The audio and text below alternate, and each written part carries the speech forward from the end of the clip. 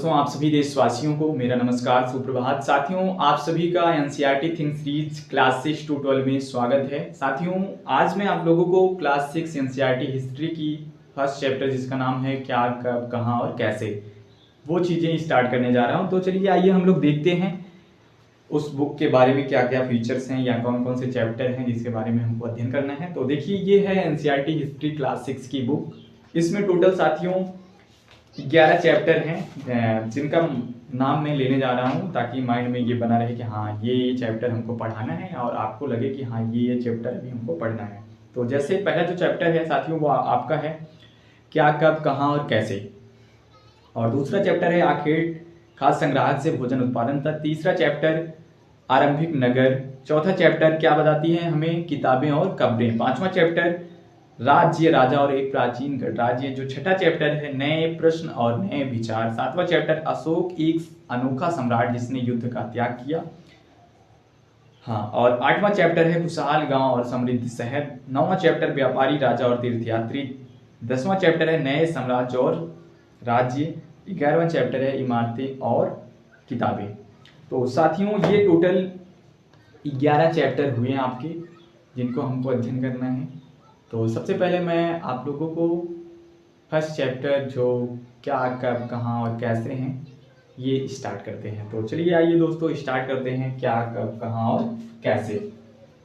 तो क्या, कब, कहाँ और कैसे। तो साथियों, ये चैप्टर का नाम है एनसीईआरटी क्लास 6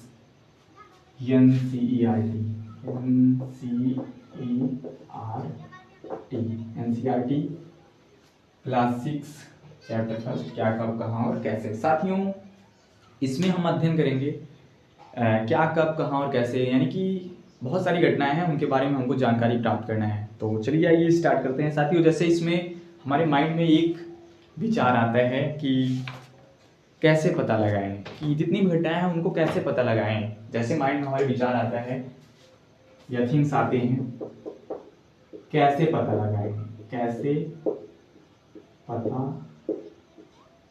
लगाएं, कैसे पता लगाएं। ये हमारे माइंड में या आपके माइंड में विचार आते हैं ना, कि कैसे पता लगाएं कि घटनाएं क्या, कब, कैसे, कहाँ पे हुई थी, कि कैसे पता लगाएं। कोई तो साक्ष्य, कोई तो एविडेंस, कोई तो प्रूफ होना चाहिए ना।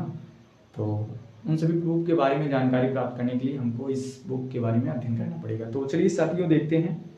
जैसे मैं आपको एक सोचने के लिए टाइम देता हूँ। जैसे आज से लगभग 1 साल पहले, 2 साल पहले क्या हुआ था, उसको जानने के लिए आज से लगभग 1-2 दिन पहले, 1-2-3 महीने पहले, 1-2-3 हफ्ते पहले क्या हुआ था, उसको जानने के लिए आप क्या करते हैं, सोचिए जरा आप।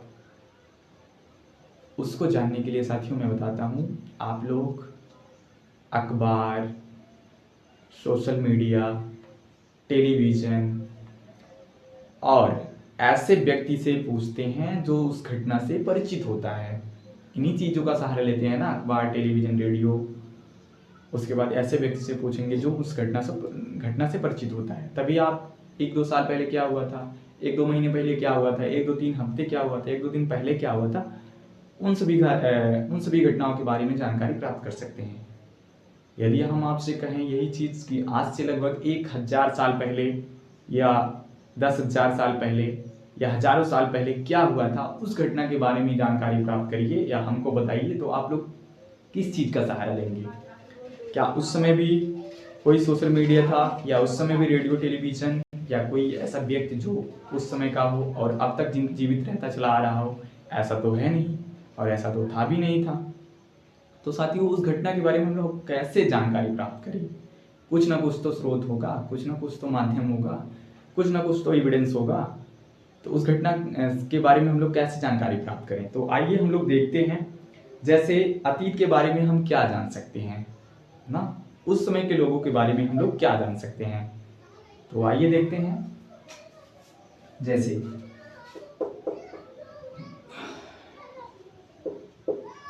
अतीत के बारे में हम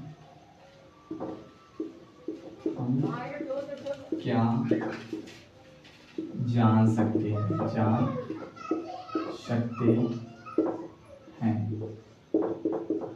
अतीत के बारे में हम क्या जान सकते हैं? जैसे अतीत, इसमें एक शब्द आया है, नया शब्द है अतीत। अतीत का मतलब साथियों ये होता है इतिहास या बीता हुआ कल। अतीत का मतलब ये होता है इतिहास या बीता हुआ कल, उसी को अतीत कहते हैं। लेकिन साथियों जो ये इतिहास होता है ना, इसकी जो परिभाषा होती है, अतीत में हुए महत्वपूर्ण घटनाओं के बारे में अध्ययन करना या इतिहास में हुए महत्वपूर्ण घटनाओं के बारे में अध्ययन करना। साथियों नोट करिएगा, महत्वपूर्ण घटनाएं जो होती हैं उन्हीं के बारे में अध्ययन करना है, उनके बारे में अध्ययन करना ही इतिहास कहलाता है। अब साथियों कहेंगे, आप ये भी कहेंगे तो घटती तो बहुत सारी घटनाएं हैं, लेकिन साथियों उनको महत्वपूर्ण घटनाओं के बारे में अध्ययन करना है, ना कि हमको सभी घटनाओं के बारे में अध्ययन करना है। अब जैसे राजा उसमें क्या खाता था, ठीक है, इसको तो अध्ययन नहीं करेंगे। अध्ययन करेंगे उसके बारे में, राजा ने कौन सा युद्ध किया, राजा का राज्याभिषेक कब हुआ, इन सभी घटनाओं के बारे में अध्ययन करेंगे। या यही ही नहीं कि राजा के बारे में अध्ययन करें, उस समय की जितनी भी क्रियाकलाप हो रही हैं समाज के बारे में या नई चीज़ों का जब निर्माण हो रहा है, उन सभी के बारे में भी अध्ययन किया जाता है। तो साथियों इतिहास में हुई महत्वपूर्ण घटनाओं के बारे में अध्ययन करना ही इतिहास कहलाता है। फिलहाल अभी आप यहीं तक जानते रहिए, इतिहास की जो परिभाषा होती है, इतिहास में हुए महत्वपूर्ण घटनाओं के बारे में अध्ययन करना ही इतिहास कहलाता है। तो साथियों जैसे अतीत के बारे में हम क्या पता कर सकते हैं, अतीत के बारे में हम क्या जान सकते हैं? जैसे वो क्या खाते थे, नहीं क्या पहनते थे, कहाँ पे रहते थे, और उस समय के व्यापारी, शिल्पकार, संगीतकार या कलाकार, शिल्पकार, उन सभी की जीवन कैसे थे, या ये भी हम पता कर सकते हैं कि वो लोग क्या खाते थे, क्या पहनते थे, कहाँ पे रहते थे। और ये भी पता कर सकते हैं कि उस समय के जो बच्चे हैं वो कौन सा खेल खेला करते थे, कौन से खिलौने खेला करते थे, उन सभी के बारे में हम जानकारी प्राप्त कर सकते हैं। तो साथियों आइए हम लोग देखते हैं।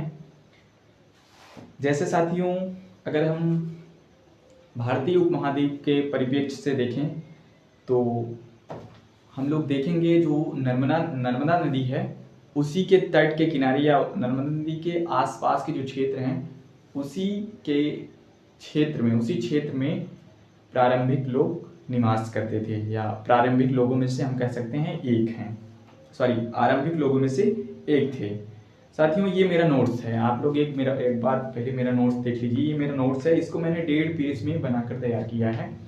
तो इस चैप्टर में जितनी भी इम्पॉर्टेंट फैक्ट्स हैं, जितनी भी इम्पॉर्टेंट पॉइंट्स हैं, उसको मैंने नोट किया है और उसी के माध्यम से मैं आप लोगों को बताऊंगा।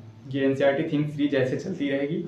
और साथियों जैसे जो भी महत्वपूर्ण घटनाएं हैं, मैं उन्हीं के बारे में उसी टॉपिक पे चर्चा करूंगा, क्योंकि साथियों लिखने से टाइम बहुत ज़्यादा चला जाता है और ये जो वीडियो है बहुत लंबा खींच जाता है। तो साथियों जैसे कई लाख वर्ष पहले लोग नर्मदा नदी के तट के किनारे रहते थे और यहाँ रहने वाले लोग आरंभिक लोगों में से एक थे, जो कुशल संग्राहक थे, जो आसपास के विशेष जंगलों से परिचित थे। अपनी भोजन के लिए वे जड़ों, फलों तथा जंगल के अन्य उत्पादकों का प्रयोग किया करते थे तथा जानवरों का आखेट शिकार किया करते थे। साथियों इसमें एक शब्द आया है आखेट, इसको आप लोग समझिएगा। आखेट साथियों आखेट का मतलब होता है शिकार करना।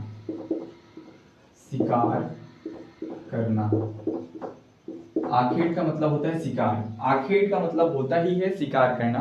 तो साथियों जो आरंभिक लोग थे, अगर हम भारतीय उपमहाद्वीप के परिप्रेक्ष्य से देखें तो जो आरंभिक लोग थे वो नर्मदा नदी के आसपास के जो क्षेत्र थे, जो जंगली क्षेत्र थे, वहाँ पे रहते थे। कल, फल, मूल, कंद और जितने भी वनस्पतियाँ वगैरह थी, उन सभी का प्रयोग करके अपना जीवन यापन किया करते थे और आखेट भी किया करते थे। जानवरों का आखेट यानी कि वो जानवरों का शिकार भी किया करते थे और उन्हीं को मार करके और अपना भरण पोषण किया करते थे। तो ये हम जान लिए। और साथियों इसमें एक शब्द आता है उत्तर पश्चिम की किरथर और सुलेमान पहाड़ियाँ। साथियों इसमें एक टॉपिक है, अभी हम भारतीय उपमहाद्वीप के वर्गीय चीजें देख रहे हैं, तो उसमें आता है किरथर और सुलेमान पहाड़ियाँ। किरथर और सुलेमान पहाड़ियाँ, सुलेमान